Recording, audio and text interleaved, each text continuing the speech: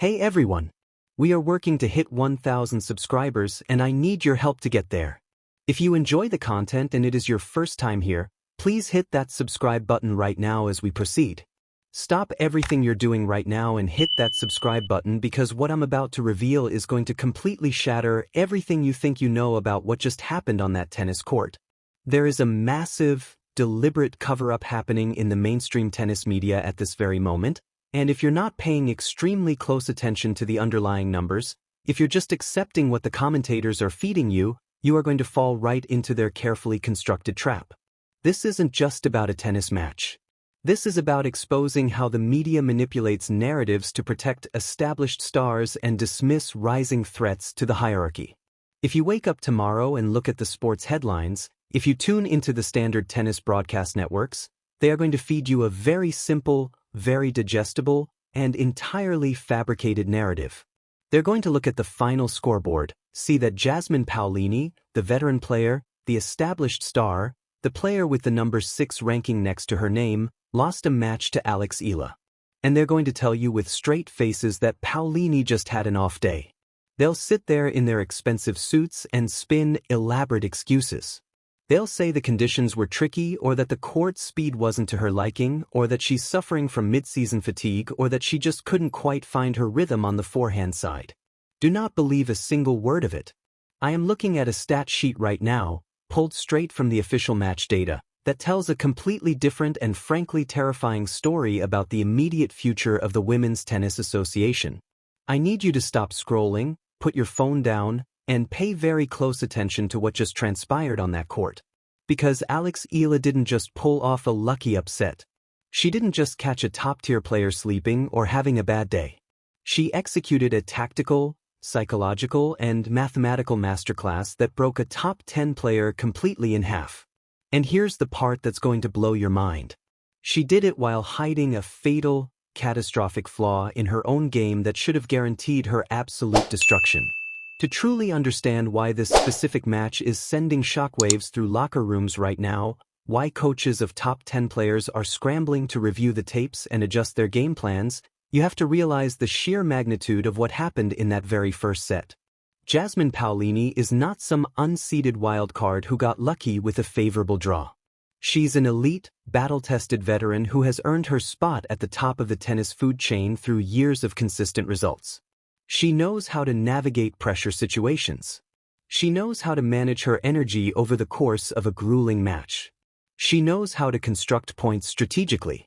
You simply do not beat a player of that caliber 6 games to 1 in a set. Let me repeat that number because it's the absolute foundation of this entire breakdown. You do not win a set 6-1 against the number 6 player in the world unless something has gone catastrophically, devastatingly wrong with their game plan. That scoreline is an absolute anomaly in professional tennis. It's frankly a professional embarrassment for a high-seeded player at this level. It means you were completely, utterly run off the court before you even had time to figure out what your opponent was doing to you. It means you were dominated in every possible way. But the real mystery of this match, the absolute core reason you need to stay locked into this analysis right now, is hidden incredibly deep in the underlying analytics that the casual viewer will never see or understand. Because when you look closely at how Eala actually won this match, taking the first set 6-1 and then surviving a brutal second set to win 7-6 in a tiebreak, it makes absolutely zero logical or mathematical sense according to conventional tennis wisdom. Eala walked onto center court with a glaring, gaping, fatal flaw in her game. A flaw so severe, so statistically devastating, that in 99% of professional tennis matches it guarantees a swift and humiliating loss. Yet somehow, through tactical genius and mental fortitude that defies explanation, she used that exact weakness to completely mentally destroy a top-tier opponent. Let me show you exactly how she pulled off what should have been impossible. Let's start by examining the illusion, the false narrative that the mainstream media wants you to swallow without question. Let's look at Jasmine Paolini's serving numbers, because on paper, if you only glance at one specific category, you would think she actually served incredibly well throughout the match. I want you to pay close attention to her first serve percentage. Jasmine Paolini landed 74% of her first serves. That's 3 out of every 4 first serves finding the service box. Let's pause and think about what that number actually means in the context of modern women's professional tennis. If you're putting nearly 3/4 of your first serves into the service box with that kind of consistency, you are supposed to be in absolute, unquestionable control of the tennis match from start to finish. You're dictating the pace from the very first strike of every point. You're putting the returner immediately on the defensive, forcing them to hit the ball off balance while scrambling to recover their position. In traditional tennis doctrine, a 74% first serve rate is considered the holy grail of consistency. It's the metric that coaches dream about their players achieving. But here's where the absolute genius, the unbelievable tactical audacity of Eala comes into sharp focus. Eala looked at that 74% first serve rate coming from the other side of the net, analyzed it in real time during the match, and made a decision that changed everything. She completely, utterly disrespected it. Look at Jasmine Paolini's first serve win percentage. 51%. Let that devastating number sink into your brain for a second. 51%.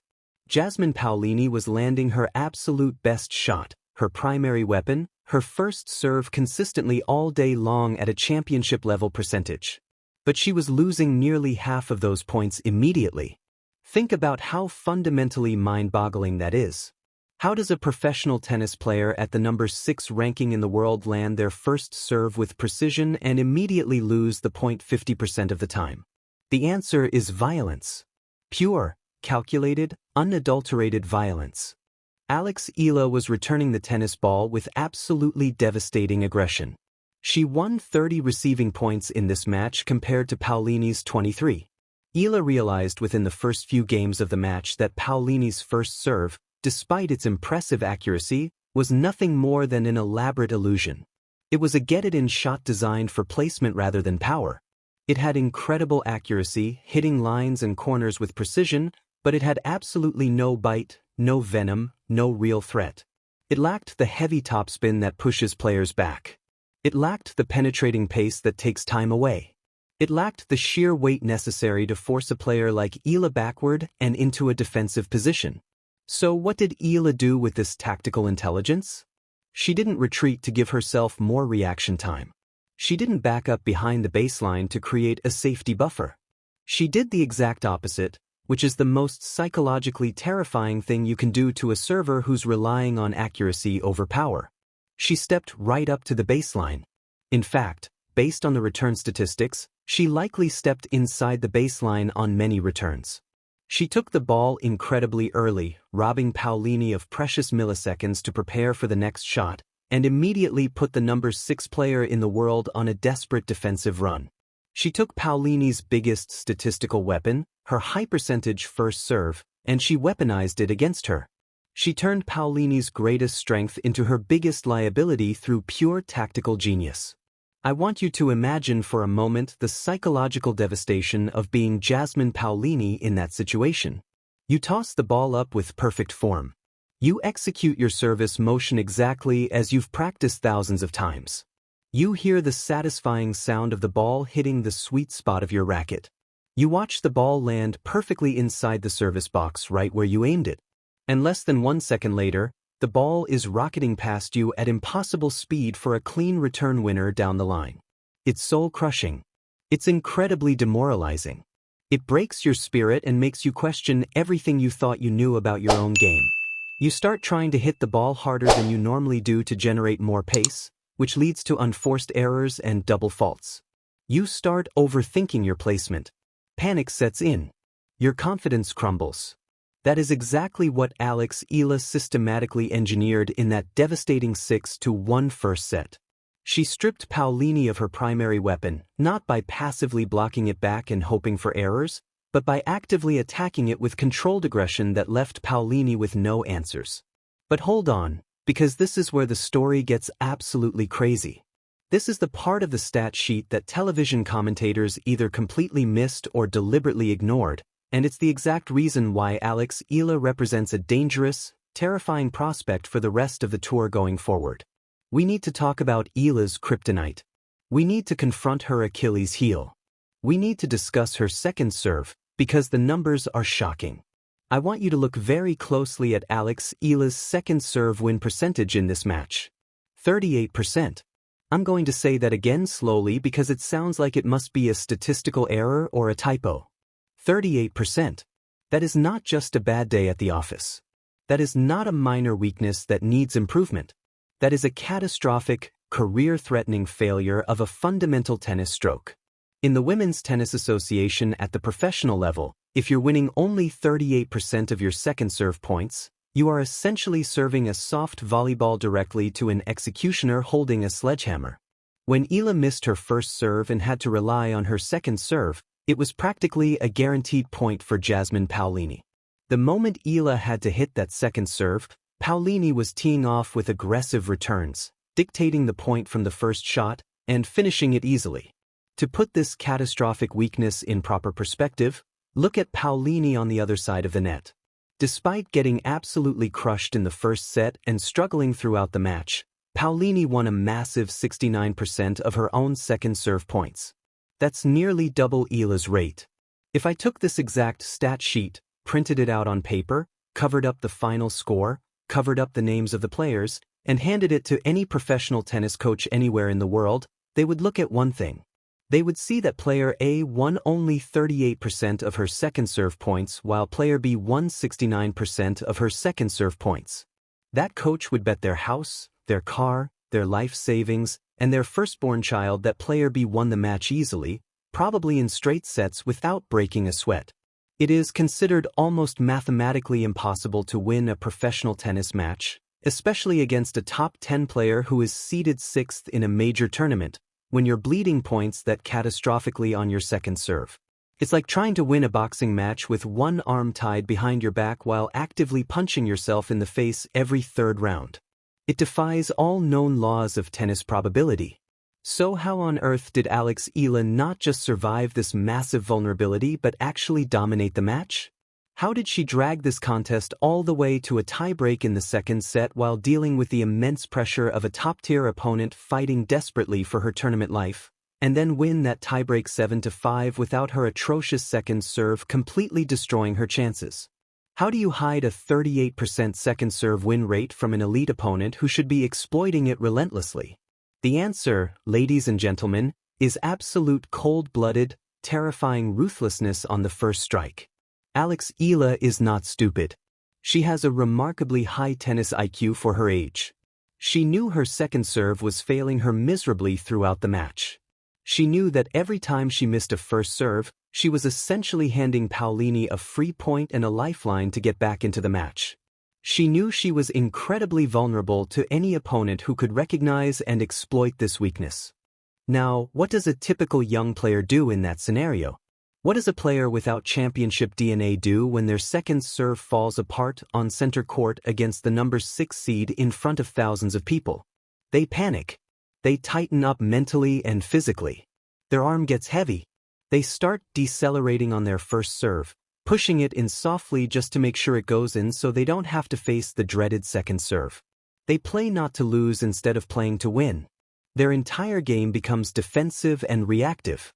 But Eala did the exact opposite through sheer force of will and tactical brilliance. She responded to this existential crisis by simply refusing to hit a second serve at all. She put all of her chips in the middle of the table on the very first toss of every service point.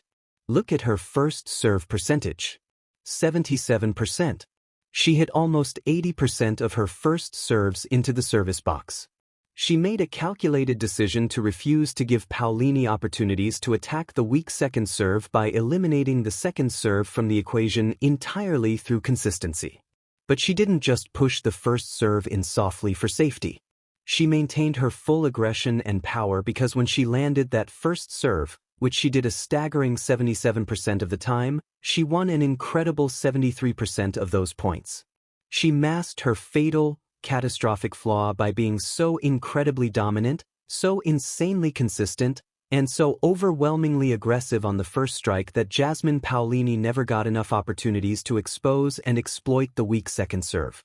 Think about the mental fortitude, the psychological strength, the sheer competitive will required to execute that strategy under championship pressure. You know with absolute certainty that if you miss your first serve by even an inch, you're going to lose the point because your second serve is garbage. Every single first serve becomes a high-stakes, do-or-die scenario where there's no safety net. And Eala not only accepted that pressure, she embraced it. She thrived in it. She made it her weapon. That is not just raw athletic talent, folks. You can teach a player how to hit a technically perfect forehand. You can drill footwork patterns until they're automatic. You can teach court positioning and shot selection. But you absolutely cannot teach that level of mental resilience under pressure. That is elite, veteran-level tennis IQ radiating from a young rising star. She managed her own game weaknesses, covered her vulnerabilities brilliantly, and mathematically outmaneuvered a seasoned veteran through pure tactical genius. If we dig even deeper into the anatomy of this stunning upset, we have to examine the clutch factor, the ability to perform when it matters most. Because professional tennis, especially at this elite level, is not decided by who hits the prettiest backhand during practice or who has the best footwork in drills. It's decided entirely in the margins, in the trenches, on the crucial points when everything is on the line. It's decided on break points when the score is 30-40, when the crowd holds its breath, when the pressure is so thick you could cut it with a knife. Who steps up in those moments and who shrinks away? Let's look at the numbers that tell the real story. Jasmine Paolini, the established veteran who has supposedly been in these pressure situations countless times, had 4 break-point opportunities in this entire match. She converted 2 of them for a 50% success rate. Not terrible, but certainly not championship-caliber execution. Now look at Eala. She generated double that number of opportunities. She had 8 break-point chances on Paolini's serve, and she converted 4 of them for a 50% rate as well. But the key difference is volume. She was constantly, relentlessly knocking on the door, creating pressure, forcing Paolini to save break points over and over until mistakes were inevitable. This relentless pressure is reflected beautifully in the total points won statistic. Eala won 72 total points in this match compared to Paolini's 57. That's a plus 15-point differential. In a match that featured a second set tiebreak that could have gone either way, a plus 15-point differential is absolutely massive. It means this wasn't a lucky win where a lower-ranked player scraped by on a few fortunate bounces. This was a systematic, clinical, brutal dismantling of a top seed from start to finish. The mainstream media will never tell you this story. They'll protect the established hierarchy. They'll make excuses for the loss. But the numbers don't lie. Eala just announced to the entire tennis world that she's not just a feel-good story or a rising prospect. She's a legitimate threat to every top player, and she proved she can win even when parts of her game completely abandon her. That's the mark of a future champion. If this breakdown opened your eyes to what really happened, if you want more of these deep analytical dives that expose what the media won't tell you, then smash that like button right now. Subscribe and turn on notifications because Eala's rise is just beginning and you won't want to miss a single moment. Drop your thoughts in the comments. Is she ready for a Grand Slam title or does she still have work to do? Let's discuss.